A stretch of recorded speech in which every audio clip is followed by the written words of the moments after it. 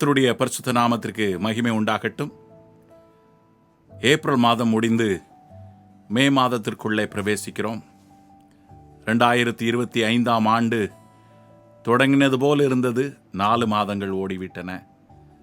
5வது மாதத்தில் பிரவேசிக்கிற நம் அனைவருக்கும் கர்த்தர் வைத்திருக்கிற ஆசீர்வாதம் என்னவென்றால், கலாத்தியர் அப்போஸ்தலனாகிய பவுல் கலாத்தியருக்கு எழுதின சுவிசேஷம் கடைசி அதிகாரம், அதாவது 6வது அதிகாரம் 9வது வசனத்தை வாசிக்கிறேன், கேளுங்கள். நன்மை செய்கிறதில் சோர்ந்து போகாமல் இருப்போமாக.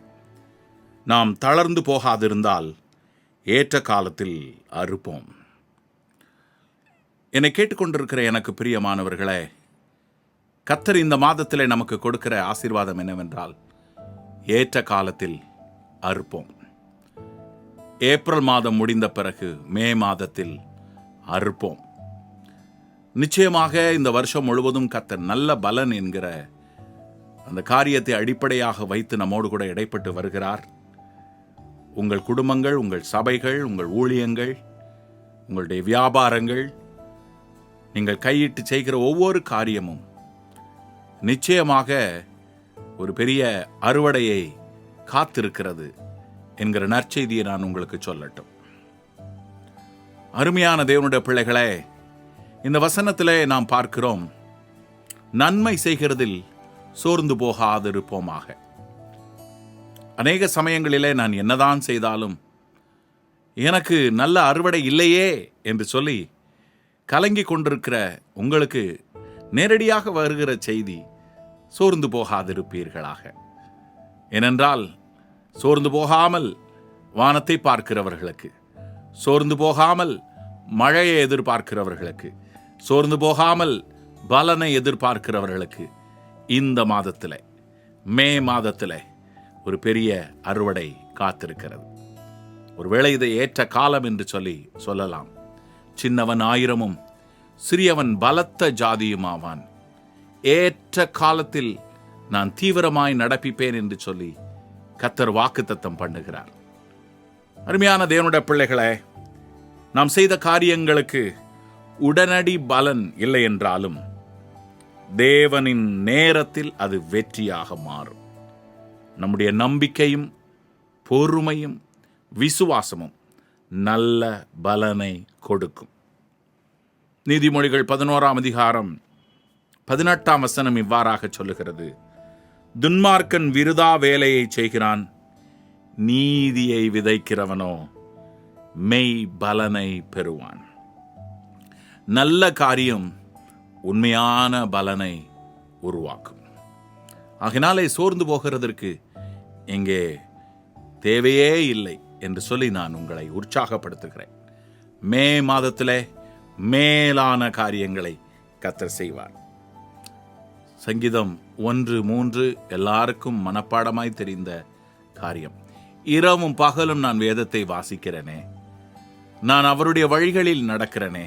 துன்மார்க்கர் என்று பார்க்கிறதில்லை, பரியாசக்காரர் என்று பார்க்கிறதில்லை, பொய்ச்சாட்சிக்காரர், பரியாசக்காரர், பொய்ச்சாட்சிக்காரர் என்று சொல்லி பார்க்கிறதில்லை. அவர்களுடைய வழிகளில் எல்லாம் நான் நடக்காமல் கர்த்தருடைய வழிகளில் நடக்கிறதே எனக்கு என்ன என்று சொல்லுகிற நமக்கு கர்த்தர் சொல்லுகிறார், அவன் நீர்க்கால்களின் ஓரமாய் நடப்பட்டு தன் காலத்தில் தன் கனியை தந்து இலையுதிராதிருக்கிற மரத்தை போல் இருப்பான். அவன் செய்வதெல்லாம் வாய்க்கும். மே மாதத்தில் வாய்க்கும். மே மாதத்தில் கனி கொடுப்பாய். மே மாதத்தில் அறுவடை செய்வாய் தேவ பிள்ளையே. மத்தேயு 7:17 இவ்வாறாக சொல்லுகிறது, அப்படியே நல்ல மரமெல்லாம் நல்ல கனிகளை கொடுக்கும், கெட்ட மரமோ கெட்ட கனிகளை கொடுக்கும். நல்ல மரமாய் வளர்ந்து வந்திருக்கிற தேவ பிள்ளையே, இந்த மாதம் பெரிய நல்ல பலன்களை பெற்றுக்கொள்ளுகிற மாதம். அதே நேரத்தில் நீங்களும் நல்ல பலன்களை கொடுக்கிற மாதம். 2 கொரிந்தியர் 9:6 சொல்லி நான் முடிக்கிறேன் தேவ பிள்ளைகளை.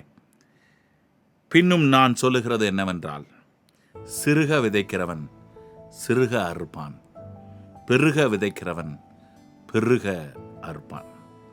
சிறுக விதைக்கிறவன் அவன் சிறுத்து போகிறதற்காக பார்க்கிறான் என்ற அர்த்தம்.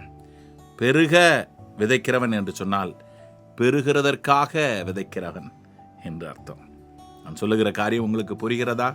அருமையான தேவனுடைய பிள்ளைகளை, நீங்கள் பெருகிறதற்காக, உயருகிறதற்காக, வாங்கிக் கொள்கிறதற்காக, பெற்றுக்கொள்கிறதற்காக கர்த்தர் உங்களை அழைத்திருக்கிறார்.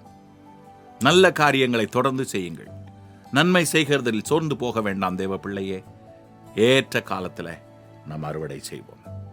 உங்கள் பிரயாசங்களுக்கு நிச்சயம் பலன் உண்டு.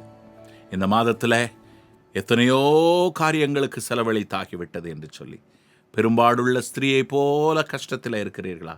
இயேசு உங்கள் வழியாய் வருகிறார். அவரை தொடுங்கள், அவர் நல்ல பலனை தருவார். அதே போல யோசேப்பை குறித்து நாம் பார்க்கிறோம். அவன் அடுத்து தீமைகளை சந்தித்தாலும் கர்த்தர் யோசேப்போடே இருந்தார் என்று சொல்லி பார்க்கிறோம். ஆனால் கடைசியில் எல்லாவற்றையும் நன்மையாய் முடிய பண்ணினார் என்று சொல்லி அவனே தன்னுடைய சகோதரரிடத்தில் சொல்லுகிறதை நாம் பார்க்கிறோம். ஆகினாலே சோர்ந்து போகாதிருங்கள். இந்த மாதம் அறுவடையின் மாதம். God bless you. உங்களுக்காக நான் ஜெபிக்கிறேன். என்னோடு கூட நீங்கள் ஜெபியுங்கள். எங்களை நேசிக்கிற நல்ல பிதாவே, இந்த வசனத்தை கேட்ட தம்முடைய பிள்ளைகள் உண்மையாகவே ஏதோ நிறைய பிரயாசத்தை பட்டும், படித்தும் அல்லது பிரயாசப்பட்டும், பணங்கள் சேகரித்தும், நிறைய காரியங்களை ஆட்கள் உதவிகளுக்காக நாடியும் உடைய பிள்ளைகள் பட்ட பாடுகள் ஏராளம் கர்த்தாவே. மருத்துவத்திற்கு செலவழித்தும் ஆண்டவரே எத்தனையோ பிரயாசங்களை பட்டும் உடைய பிள்ளைகள் தோல்விகளையே சந்திக்கிறது போல உணர்கிறார்கள். ஆனால் இந்த மாதத்தில் நன்மை செய்கிறதில் நீங்கள் சோர்ந்து போகாதிருங்கள் என்று சொல்லுகிற அந்த வார்த்தையை உடைய பிள்ளைகள் கடைபிடித்து உம்முடைய வார்த்தைக்கு கீழ்ப்படிந்து அவர்கள் சோர்ந்து போகாமல் தொடர்ந்து நன்மை செய்ய போகிறார்கள். கர்த்தர் அவர்களை இந்த மாதத்தில் நல்ல அறுவடையை காணும்படி செய்வீராக. என்னுடைய சகோதரன், என்னுடைய சகோதரி நல்ல அறுவடையை காணட்டும். என்னோடு கூட கர்த்தருடைய ஊழியத்தை செய்கிற தேவனுடைய ஊழியக்காரர் நல்ல அறுவடையை காணட்டும். சபை வளரட்டும், பெருகட்டும், குடும்பங்கள் ஆசீர்வதிக்கப்படுவதாக. ஆண்டவரே, அவருடைய கம்பெனி, அவருடைய வியாபாரம், அவருடைய வேலை, அவருடைய வீடு, தானியங்கள், விளைச்சல்கள் எல்லாவற்றையும் கர்த்தர் ஆசீர்வதிக்க வேண்டும் என்று சொல்லி ஜெபிக்கிறோம். உம்முடைய நாம மகிமைப்படட்டும். தேவ சபையில் தேவன் எழுந்தருளி பெரிய காரியங்களை செய்வீராக. இயேசுவின் மூலம் ஜெபம் கேளும் நல்ல பிதாவே. ஆமென். God bless you.